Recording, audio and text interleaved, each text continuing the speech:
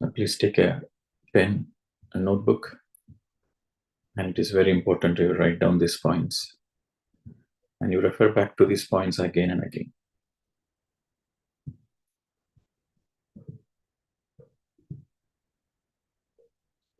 The first and foremost, spiritual science, the very essence of spiritual science is to understand the karma science. So spiritual science is equal to karma science. The more you understand the law of karma, the more you understand the spiritual science.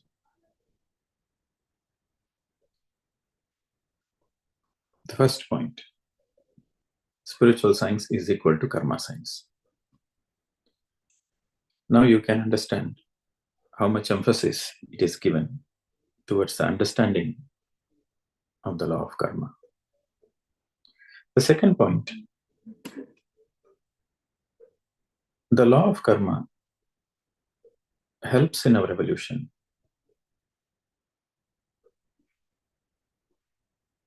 It is a beautiful law. It is a divine law which helps in our evolution. And karma is not a punishment. Karma is not a punishment, but a beautiful learning tool.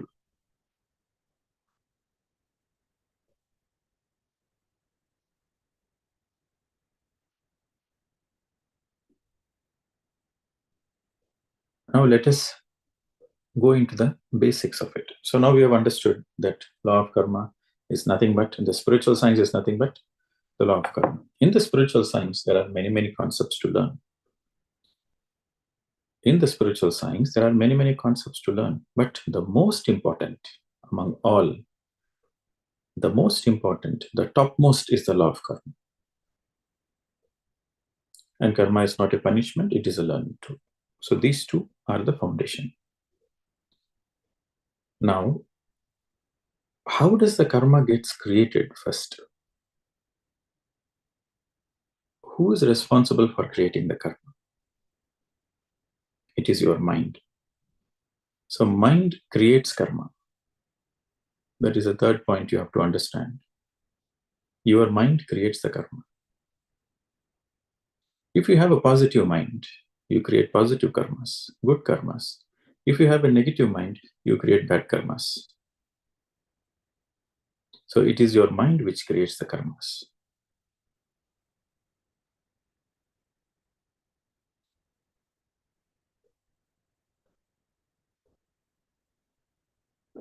The next point, the fourth point. So we create our own karmas. We create our own karmas because of our mind. So we are the creator, we are the Brahma. And we sustain this karma. We are the sustaining factor. How long you want to drag on to this karma? How long you want to dwell in this karma? How long you want to sustain in this karmic consequences is again your free will, it's your choice. So we create the karma, we sustain the karma, and we have the capacity, we have the ability, and only we can destroy the karma. So when you create the karma, somebody else cannot come and destroy it. Only you have to destroy it. You have to burn it. Only you can burn your own karmas. Or in other words, only you can transform your own karmas. So Brahma, Vishnu, Shiva concept. Brahma is the creator, Vishnu is the sustainer, Shiva is the destroyer. They destroy that and it transforms. Destroyer, transformer. So we create our own reality. We create our own reality based on our thoughts, based on our words, and based on our actions. And our thoughts, words, and actions are all from our mind. So mind creates karmas. Now, some of you might ask, okay, tell me in one word, when can I burn off all my karmas? It is too much. I've been hearing this karma concept for a long time.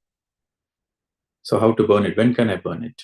When you get into oneness consciousness, all the karmas get burnt. Oneness consciousness burns all your karmas.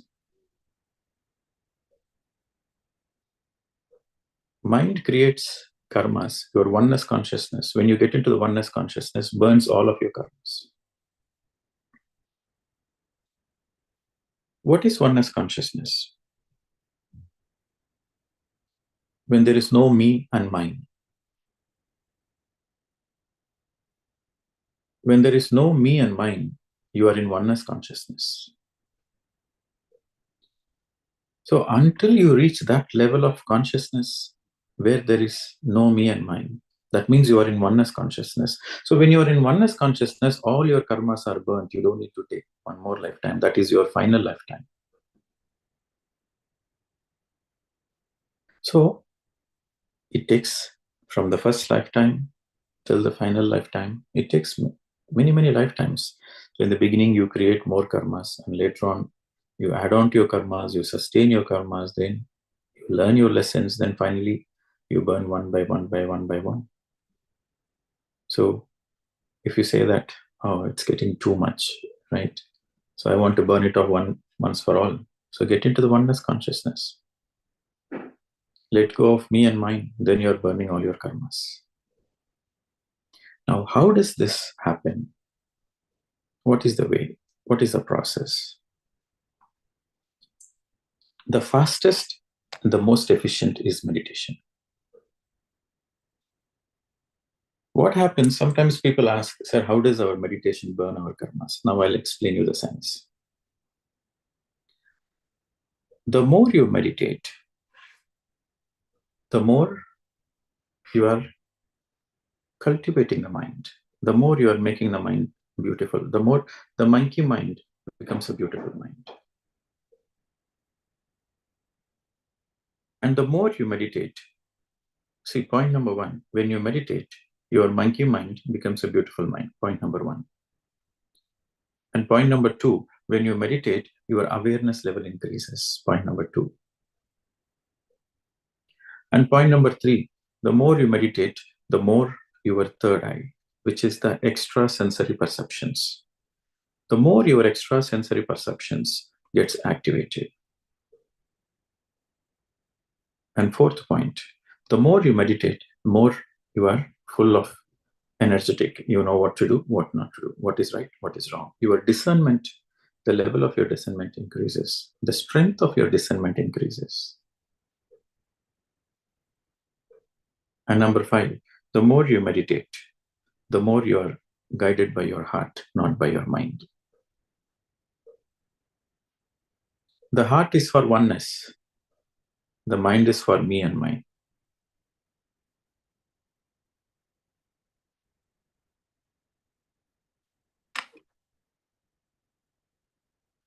And the next point to understand in the science of karma is your intentions matter. As long as your intentions are good, your intentions are pure, but the result is not as you expected. Your actions are creating some harm to others, but your intentions are good, then there is no karma for you. If your intentions are good, but it ended up hurting others, you will not have any bad karma for that because your intentions are pure. So your intentions matter. Vice versa. It appears that you are helping others. It appears that you are a good Samaritan. You are doing good things, but your intentions are not right. Then it is a bad karma for you. So your intentions matter. And your intentions comes from your mind.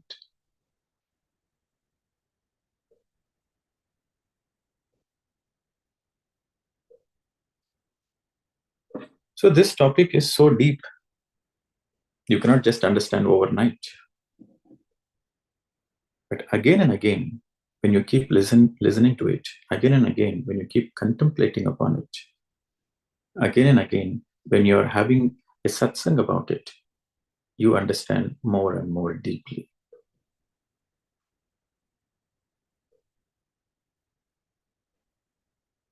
We are not perfect beings. If you are a perfect being, then you cannot stay in the body. We have come to the earth to learn lessons. We have come to the earth to master the perfection, to learn the perfection, to perfect ourselves. We have come. So the students, as we're all students of our own life journey, we constantly learn. So the more and more we learn, the more and more we evolve, the more and more we are burning of all the karmas. Learning the lessons is equal to burning the karmas.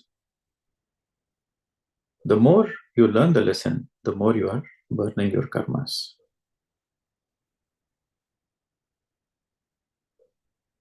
So your focus should be on learning the lessons, my dear friends, at any given situation. Whatever might be the challenges you are going through, your focus should be on learning. And sometimes people ask, sir, how do I know that if I have still more karmas left?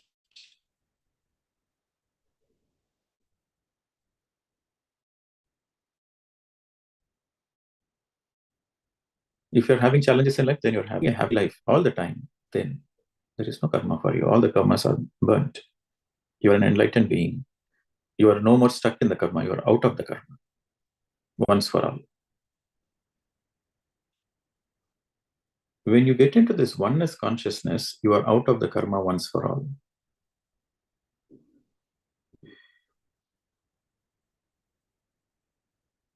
And it takes lifetimes. There is no shortcut. You have to keep learning. See, when you will finish the lessons is not the point. The point is, let it take 1 lifetime, 2 lifetime, 10 lifetimes. Let it take as much as possible. You are not bothered about it. Your focus is always on this moment. Because if you focus on the analysis, when, why, what, then you're stuck in the mind level. So your focus should be always on the present moment. In this present moment, I'm going through certain challenges. I'm going through certain things in my life. So how do I deal the current situation? How do I deal the present moment? Am I dealing the present moment to the best possible way? So that is the question you need to ask. So how do you deal the present moment in the best possible way is, number one, you need to have energy. If you have less energy, then you cannot handle the situation 100%. You cannot do your best when you have less energy. So the most important factors dealing with the present moment is energy. Number one, energy, cosmic energy. And number two, awareness. Energy and awareness. These are the two things which are very, very important to deal with any given situation to the best possible way. When you have energy and awareness, then you will have clarity. Then you know what to do, what not to do. You will understand the consequences. When you understand the consequences, you will always take the right step. When you're taking the right step, you are no more stuck in the karmic loop. Okay. So I'll give an example. Maybe you'll understand more of this with examples. There is a term I want you to understand. It is called samskaras. Okay. Samskaras. It's a Sanskrit term. Samskara means it's a quality of your soul. Okay, the qualities. What qualities you have, that is your samskaras. Your samskaras comes from your karmas. Your past life karmas, suppose you have taken 300 lifetimes. In 300 lifetimes, what all the karmas you have done, the residue of that karmas is nothing but your samskaras. Your karmas create a certain quality, which is samskara. And once you have these samskaras impact your karmas. Your karmas impact your samskaras, and your samskaras impact your karmas. Based on the past karmas, you have a certain samskara today. And because of your samskara, you will create certain karmas which will impact tomorrow. Yesterday's actions are impacted in today's affairs. Whatever you are going through today is because of your past actions. And how you deal with the present moment impacts your future karmas. So that's why it is called a karmic cycle. So how do you come out of this cycle? How do you break the chain? The chain is all interlinked. Yesterday is linked to today is linked to tomorrow, and what you do tomorrow impacts the next day. So how do you come out of this chain? The gift you have is the present moment. That's why it is called present. Present means gift. So you can use your present moment to break the karmic chains. Past is past, gatam gatam. You cannot do anything about the past. And future is not yet in your hands. The past, you cannot do anything. And the future is not yet in your hands. The only thing which you have in your hands is the present moment. So your present moment is nothing but the result of all your past karmas. Now, if you don't respond to the present moment in the right way, then you will create more karmas which will impact tomorrow. You are adding up to your karmic account.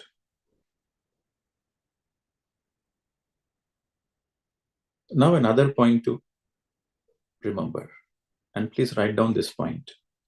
Every time you are reacting, you are adding more karma.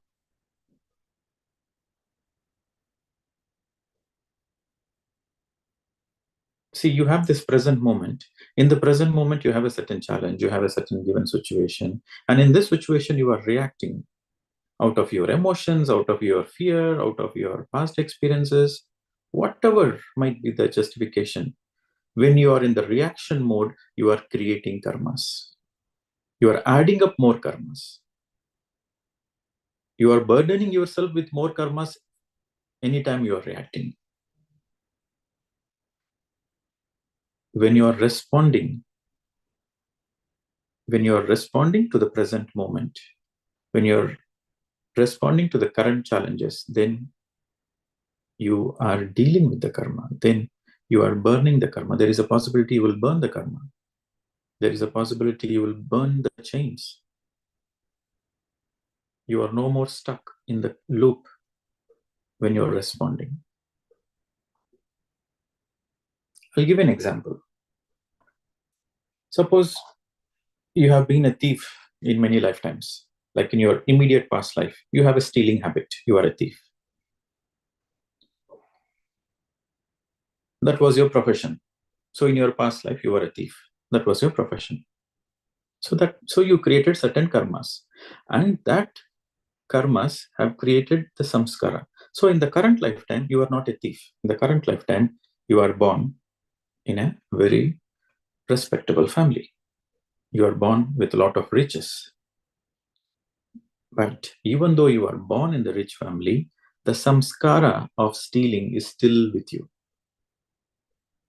because that quality of stealing is created by you in the past life. So in this lifetime, you don't need to do any stealing. You have a lot of money and you're from a respectable family. But still, the thought, the samskara, the quality to steal is there in this lifetime. Okay. So for example, you are going to a dinner party. You are going to a dinner party and the party is hosted by a very high level person. So you see beautiful things there. Silver spoons, golden bowls, and many, many things on the dining table. And you yourself are a well-to-do person. So when you do there, your thoughts are, oh, I want to take it away. I want it for me. Because you have the samskara of stealing. So anything beautiful you see, you want it for yourself. Even though you don't need to steal it, your samskara will, it's hanging on your back. It will motivate.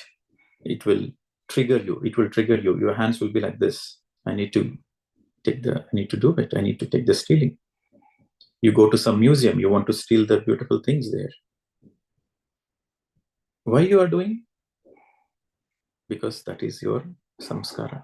It has come because of your own past life karmas. Your own karmas. And that residue is nothing but samskaras.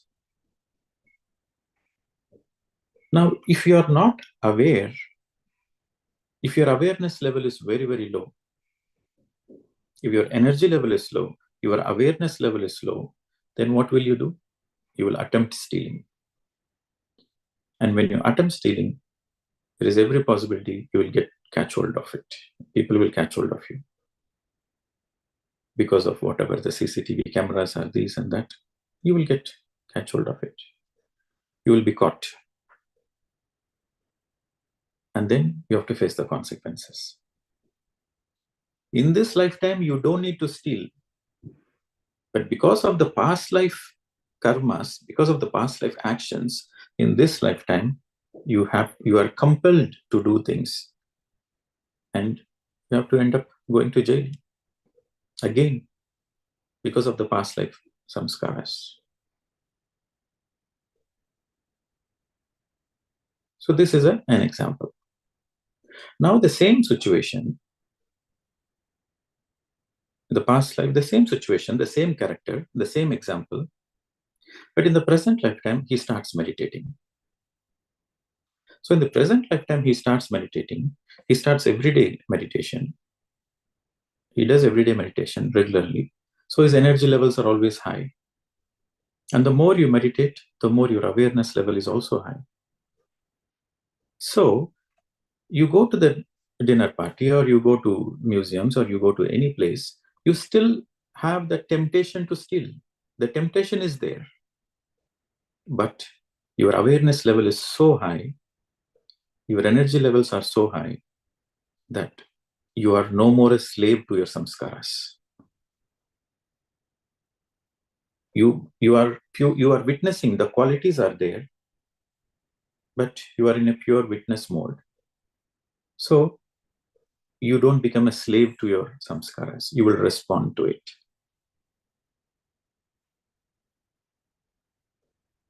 You know the consequences, that if this moment I don't behave properly, the next moment I will suffer. So I better behave properly in this moment. So you helped yourself with your own awareness, not to continue, not to be a slave to the karmic chain, not to get stuck in the karmic chain. So that moment, when you responded to the situation with awareness, you have broken the karmic chain.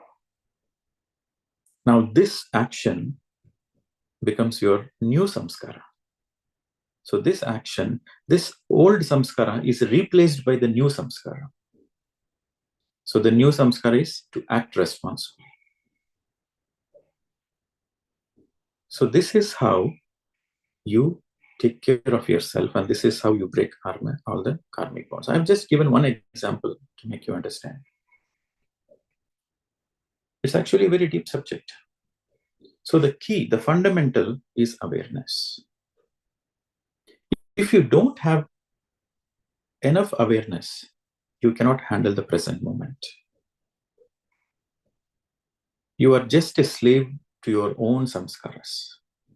But when you have awareness, awareness means you have the ability to see the consequences. You have the ability to see what to do, what not to do. And along with awareness, you need to have the energy to act upon it. So that's why I said energy is also important. Suppose you have awareness, but less energy, then again, it doesn't help. See, many people, they know doing meditation is really, really good for them. They know it, but they don't do it.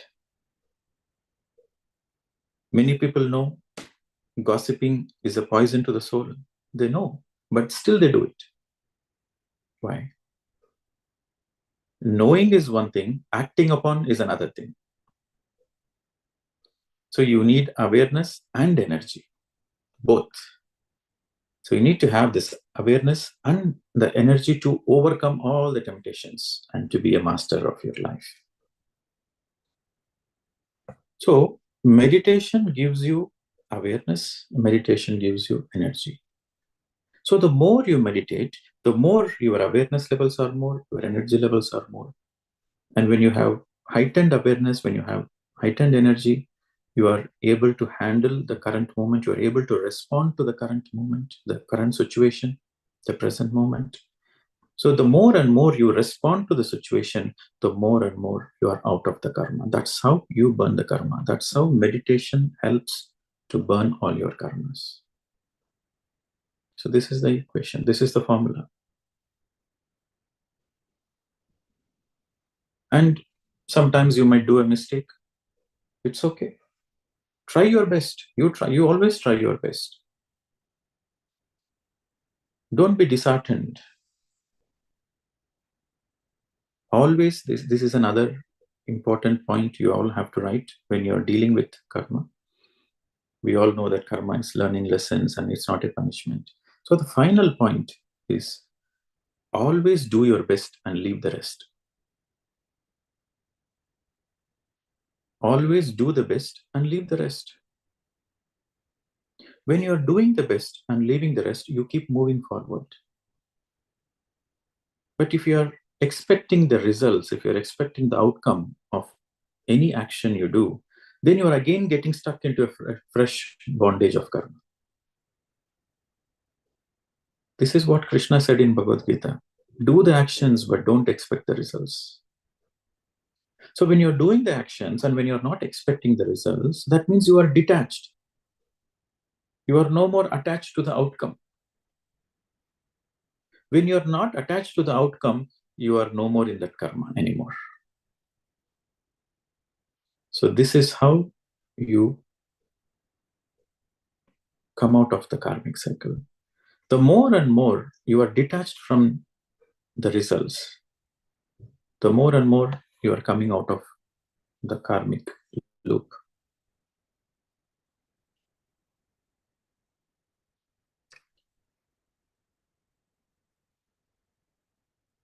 Some habits are very strong. We carry it from many lifetimes. You may not be able to break it in one attempt, but you have to keep attempting. You have to keep doing your best. So when the more and more you keep doing your best, the more and more you are progressing. It is like this, you take a granite stone.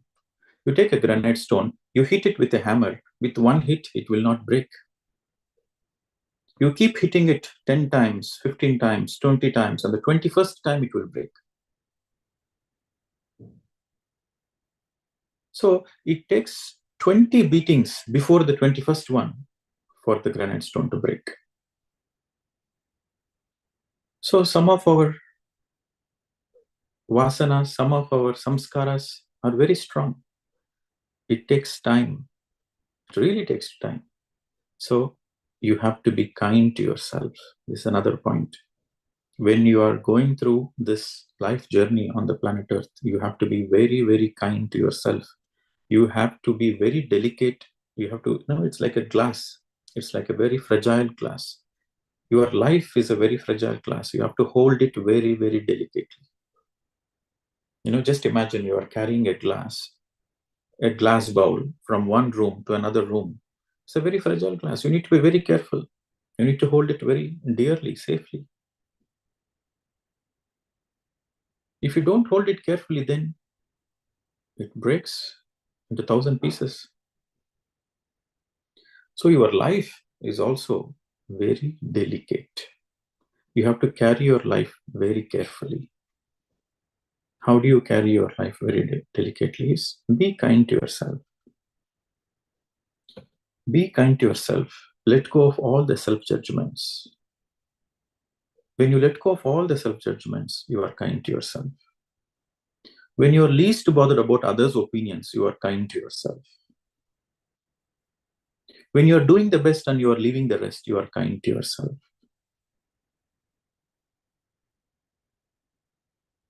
And for any mistake you do, you forgive yourself and you say that, okay, I will learn from the mistake. I will learn from the mistake. I will not feel guilty. So every time you are helping yourself from not feeling guilty, you are kind to yourself.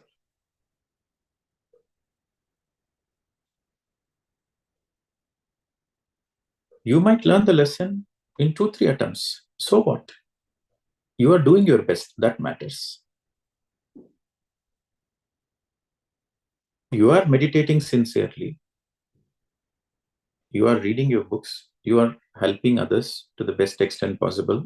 And you are helping yourself to the best extent possible. That's all matters.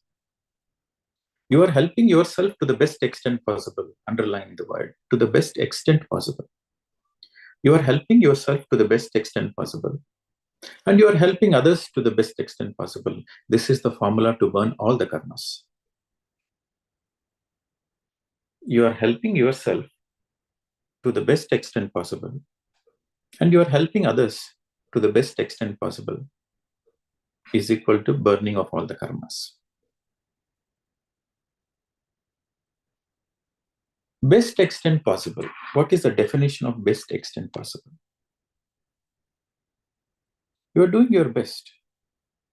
For example, you sleep 8 hours per day. Just imagine, for example, you are sleeping 8 hours. Instead of sleeping 8 hours, you are sleeping 4 hours, and the rest of the 4 hours you are meditating. This is the formula for helping yourself the best extent.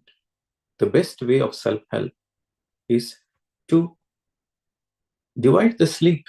Instead of 8 hours, sleep for 4 hours. Another 4 hours you meditate.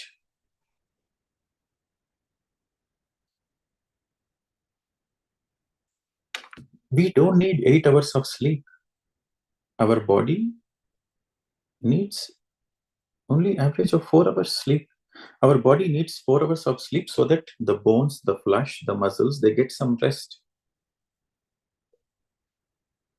In sleep also you get cosmic energy, but you get 10 times more cosmic energy in meditation.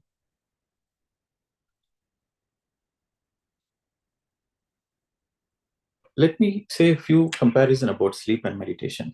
I think people have some doubts also. I think in the last week or the before week, somebody asked the question, sleep and meditation. So it is very important you understand that sleep is a must. You cannot avoid it. Sleep is a gift of the nature. Sleep is needed. Minimum of 3 or 4 hours sleep is needed so that your body, your bones, as a soul, you don't need rest. But the physical body needs rest. So 3 to 4 hours of sleep is good enough. And more than that is not needed. So more than that, whatever the time you have, you cut down the sleep and you focus on meditation. So when you focus on meditation, what happens? In sleep, you get energy. But in meditation, along with energy, your extrasensory perceptions gets activated. Along with energy, your awareness increases. Along with energy and awareness, your third eye activation happens. The same amount of time, you use it the best way. 4 hours, every day 4 hours you can save and use it for meditation. 2 hours of meditation and 1 hour of reading book and 1 hour of listening to masters' speeches. You can do so many things. So this is one example. Reducing the sleep and increasing the meditation. Point number 1. This is how you're helping yourself the best way. Reducing the sleep and increasing the meditation. The more you increase the meditation, the more your awareness increases. The more your energy increases. And also, your third eye gets activated. Your third eye is extrasensory perceptions, your ability to see beyond the visual range, your ability to hear beyond the audible range, your ability to feel beyond the human touch, and your ability to smell beyond the physical fragrances. So these are extrasensory perceptions. And we all have extrasensory perceptions. So the more and more we are filled, we are saturated with cosmic energy, more naturally, like a flower blossoms, our extrasensory perceptions blossoms. The formula is very simple. Get yourself saturated with cosmic energy. The more you meditate, the more you receive energy. The more you receive the energy, the more the saturation of the energy happens. The more the energy is saturated, very naturally your extrasensory perceptions gets awakened. When your extrasensory perceptions or your third eye qualities gets awakened, then very naturally, your intuition is very sharp. You can able to perceive the things. You are able to see the bigger picture. And when you have these abilities, then very naturally your awareness is to the highest. You have a heightened awareness. You know what to do, you know what not to do. Which decision to take. Do you need to take left or you need to take right in your life direction? Or don't take left, don't take right, keep moving straight. All those guidance your inner gives you, your soul gives you. This is the best way. Reduce the sleep, increase the meditation, number 1. And when some people, especially women, they say that, sir, the food is very tempting. We cannot let go of the temptation of the food. Do this experiment. The more you are saturated with cosmic energy, the less hunger you will feel. That's why the yogis, they eat only 1 meal a day. It's not that they are hungry, but still they force themselves to eat 1 meal a day. No. The yogis, they do a lot of meditation. They are filled with a lot of cosmic energy. So they don't feel hunger. They don't get hungry.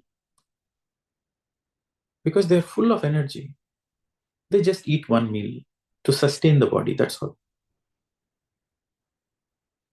So for all the people who want to reduce the weight, who are so conscious about the body weight, just very naturally your hunger level reduces. You will eat very less and you will be very fit. Physically also you will be very fit. You will eat, your choices of eating becomes qualitative. You won't eat junk food. You will eat more fresh food, organic food, fruits, vegetables, nuts, because you become energy sensitive. The other point to add is you become energy sensitive. When you become energy sensitive, you will be very, very sensitive to your body. Energetically, you will become sensitive. Emotionally, you will become balanced. This happens very naturally. See, the only thing you need to do is reduce the sleep and increase the meditation. All the rest of the things happens very naturally, automatically. You don't need to go to any therapist. You don't need to go to any gurus. You don't need to attend any retreats. Don't need to do anything. Sitting at home, you can increase the meditation. And the more you meditate, the more the practice of mindfulness happens very naturally. You can also practice mindfulness. When you practice mindfulness, it helps in your deep meditation, and more you meditate, it helps in your mindfulness. So the practice of meditation and the practice of mindfulness, they both help each other. Now the second point, the first is meditation. I told you the best way to help yourself is reduce the sleep, increase the meditation. Point number one. Point number two, the best way to help yourself, point number two, is practice mindfulness every day. The more you practice mindfulness every day, the more the quality of your awareness increases, the depth of your awareness increases. You underline this. The depth of your awareness increases with the practice of mindfulness.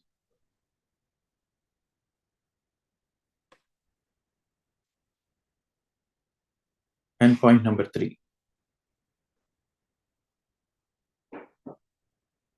In whatever the spare time you have after the practice of meditation, whatever the spare time you have, you help others in whatever way possible. You can teach meditation, you can share your book knowledge, you can share your wisdom, or you can guide them. You can just give your lending ears. You can listen to others and just ask them to do meditation. If you have any special gifts or talents, share it with others. Be in the sharing mode. Third point, be in the sharing mode. Sharing is caring. Sharing is self-caring. The more you share, it can be anything. It doesn't need to be only money. Last time we asked for some content writers to volunteer. You won't believe we got almost more than 20 applications from around the world, from university scholars to PhD researchers. We have more than 20 people emailing, sir, we want to volunteer. So service, you don't need to do only with money. Donation is not the only service. You can give your time. You can give your expertise. Give your time. Give your best qualities to others. That is also service. Whatever you have in excess, share it with others. Whatever the gift you have, share it with others.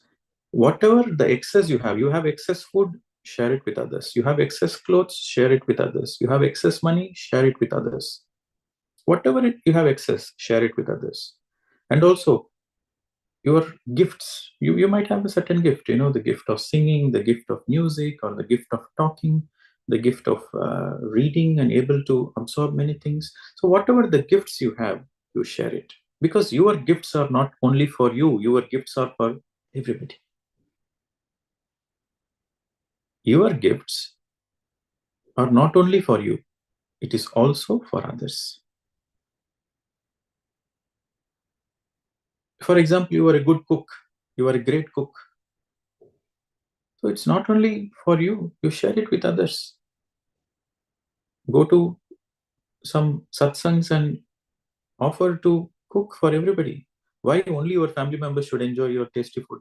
Let the whole community enjoy the tasty food. So you should think about everybody. The third point, sharing is caring. Sharing is self-caring. These 3 points, if you put it in practice, see, in the beginning of the session, I told you about the law of karma, how the karma operates, how the mind creates the karma. And so then there is how the past impacts the present and the present impacts the future. So you understood all those things theoretically. And you also understood that unless you get into the oneness consciousness, you cannot come out of the karma. You cannot come out of the karmic cycle.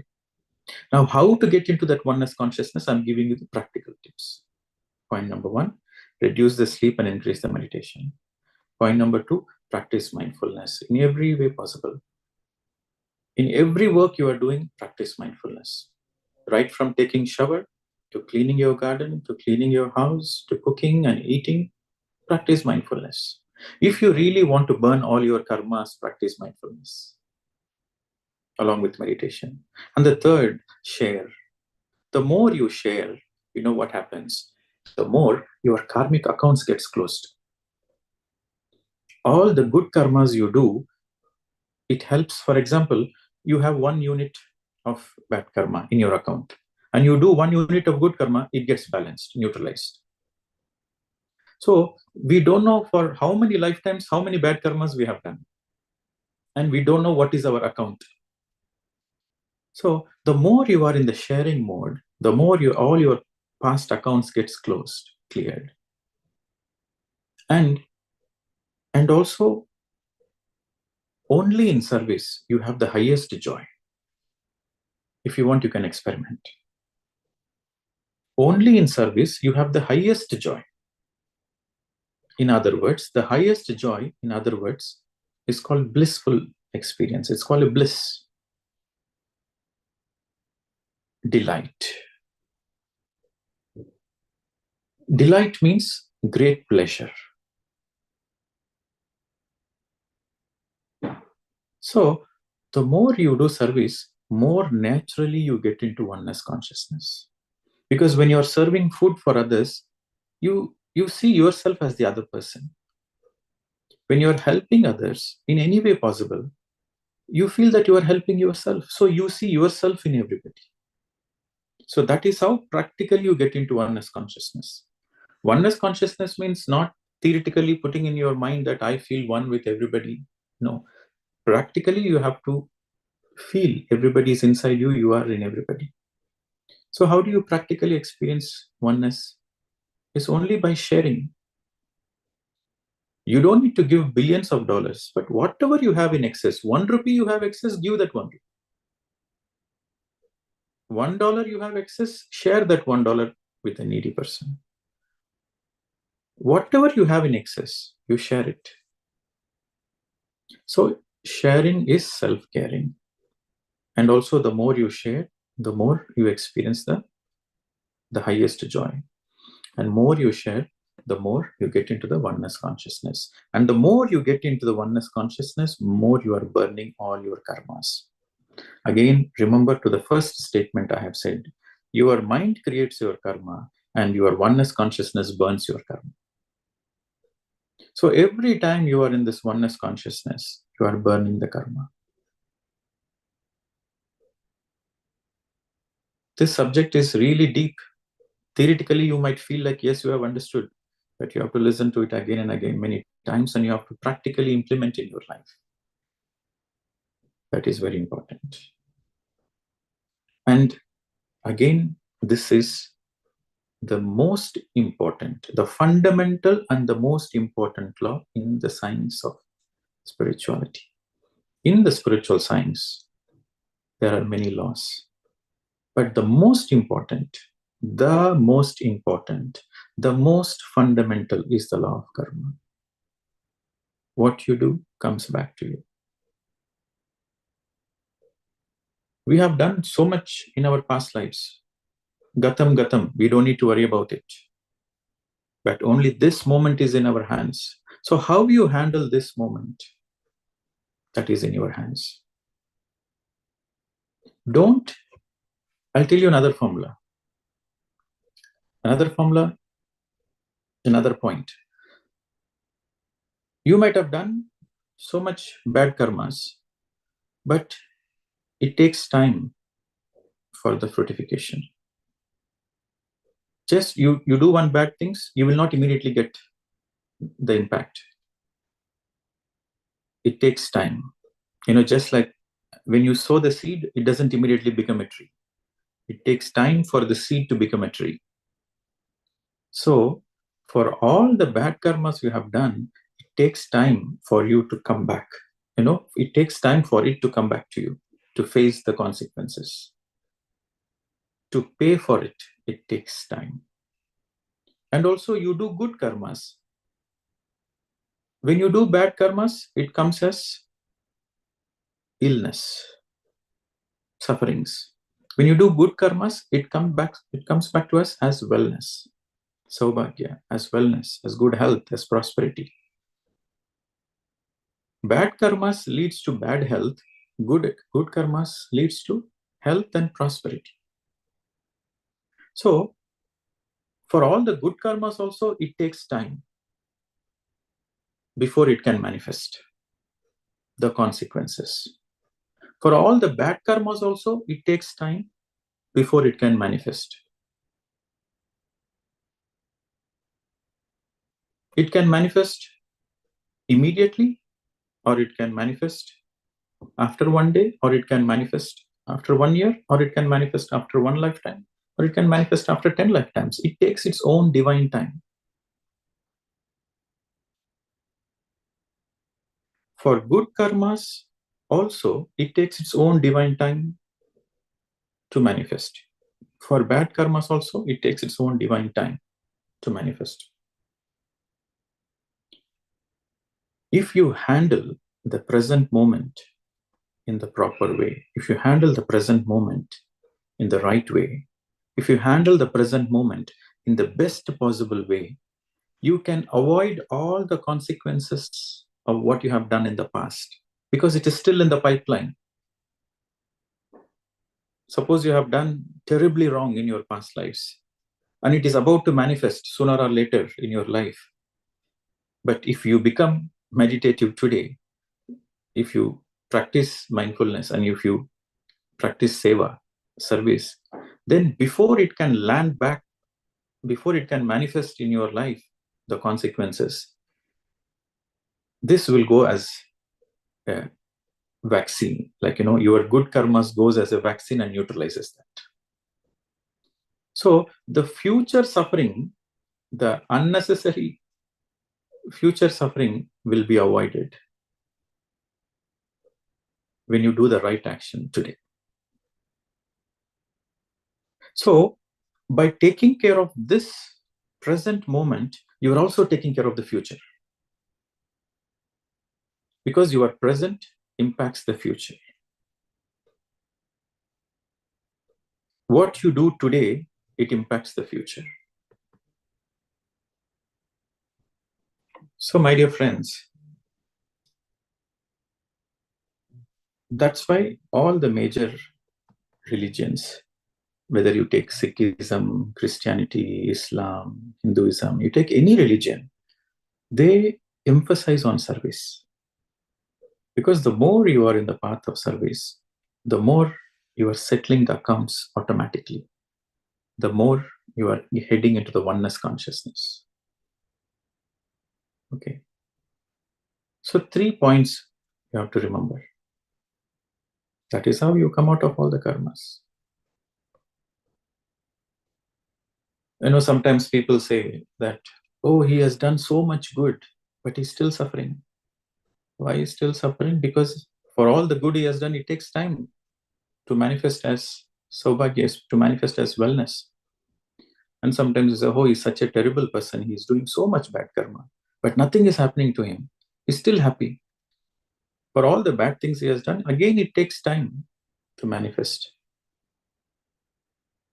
But if you handle the present moment, unconsciously, unknowingly, knowingly, unknowingly, whatever you have done in your past is getting neutralized.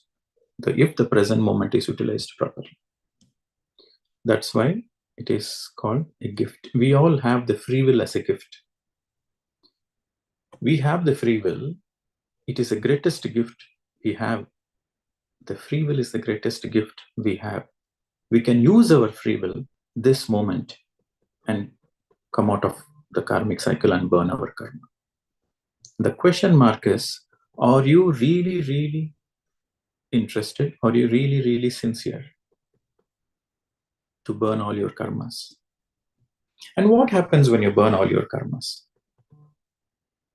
What happens all your burn? If you burn all your old karmas and if you are out of the karmic baggage, what happens? You get liberated. You are no more in the prison of life and death cycle of the planet Earth. You go to universities. There are so many other dimensions. Earth is a beautiful place, but it's not a good idea to get stuck in the earth for a long time. You have to quickly finish these lessons and go to universities, because our education continues, our learning continues. Our journey is an eternal journey. It is an eternal journey. Why to get stuck again and again with the old lessons? You have to quickly finish off the old lessons and go to new lessons. Go to new colleges, new universities. There are so many dimensions.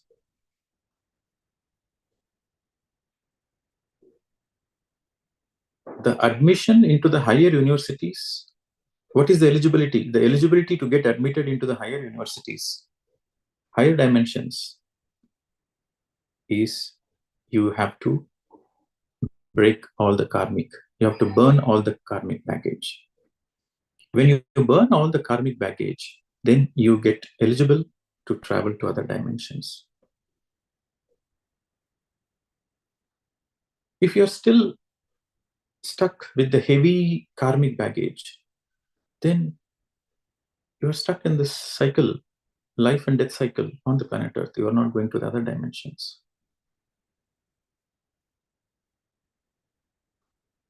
People are so much attached to the wealth. People are so much attached to relationships.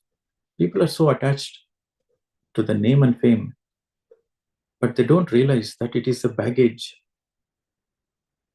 Your attachment is your baggage. Your detachment is your liberation. When you're attached to something, that means you are putting a heavy baggage on yourself. When you're detached from something, that means you are helping your own self to travel to other dimensions, to explore grander realities. So again, it's your choice whether you want to get attached or be detached. Me and mine is attachment. My property, my wife, my husband, my children, my work, my profession, my creativity, it's my painting. I'm the great dancer, right? That me and mine is attachment. When you let go of me and mine, I say, whatever I have is not only for me, whatever I have is for everybody. The wealth I have is for everybody. The creativity I have is for everybody. And the relationships I have is not for me to hold on to it. The relationships for me is to make friendship. When you change all your relationships into friendships, you are in detachment mode.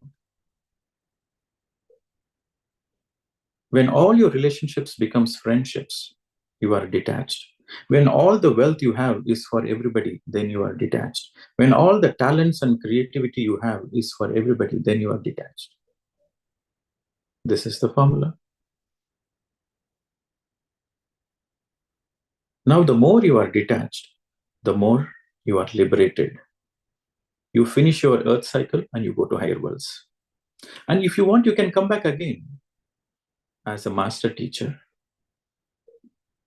You don't need to come back because of the karmic prison. You can come as a free person, as a liberated person. So, my dear friends, it is very, very important you listen to these topics again and again very carefully.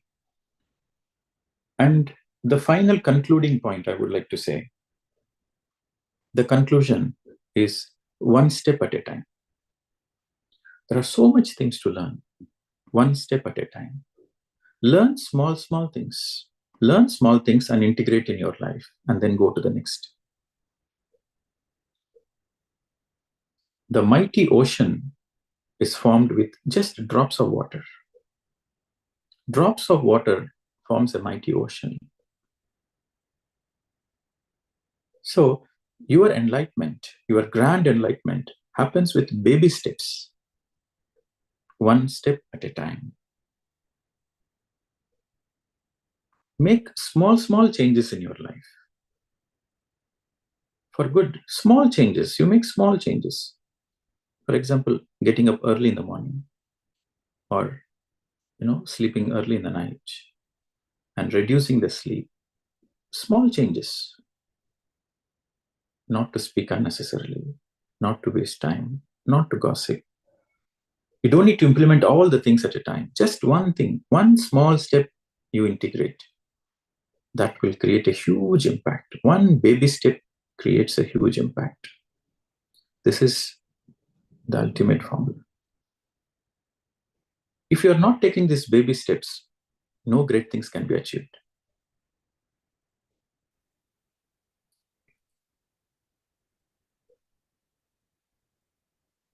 Okay, friends, thank you very much. We'll again meet you next week. And I know you have many questions regarding this karma topic. So next week, we'll take more questions. Okay, thank you very much. Namaste to all.